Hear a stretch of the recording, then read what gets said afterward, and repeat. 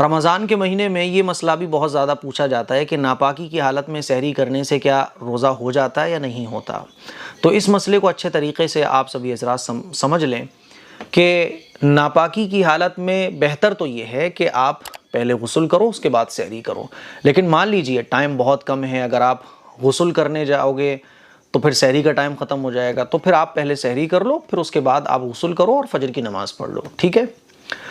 اور اگر مان لیجئے آپ کی آنکھ کھلی، آپ رات کو سو گئے، ناپاکی کی حالت میں آپ سو گئے، مان لیجئے میاں بیوی نے ہم بستری کی یا آپ کو احتلام ہو گیا تھا، آپ ناپاک ہو گئے تھے، آپ رات کو سو گئے، آپ کی سحری میں آنکھ ہی نہیں کھلی، ٹھیک ہے، یا سحری کرنے کے بعد آپ سو گئے۔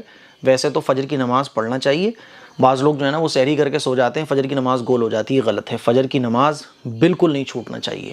لیکن مان لیجئے بائی چانس کوئی سو جاتا ہے یا کوئی اٹھ ہی نہیں پاتا ہے، اور جب وہ صبح اٹھا تو وہ ناپاک تھا، رات کو ہی ناپاک سویا تھا وہ، اب وہ ٹینشن میں ہے کہ اگر میرا روزہ ہوگا کہ نہیں ہوگا، میں روزہ رکھوں کہ نہیں رکھوں، تو آپ روزہ رکھ سکتے ہیں۔ ناپاکی کی حالت میں سحری کرنے سے بھی روزہ ہو جاتا ہے، اور اگر آپ کی صبح آنکھ کھلی اور سحری کا ٹائم ختم ہو چکا تھا اور آپ ناپاک تھے، تب بھی آپ روزے کی نیت کر سکتے ہیں، روزہ آپ کا ہو جائے گا۔ آپ اٹھیے، غسل کیجئے اور فجر کی نماز جو آپ کی قضا ہو گئی ہے وہ نماز پڑھیے، آپ کا روزہ ہو جائے گا، روزے میں کوئی فرق نہیں پڑے گا۔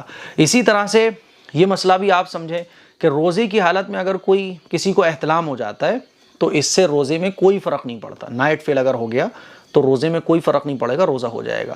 لیکن روزے کی حالت میں اگر کوئی مسٹربیشن کر لیتا ہے، مشت زنی کر لیتا ہے، تو روزہ ٹوٹ جائے گا، ٹھیک ہے؟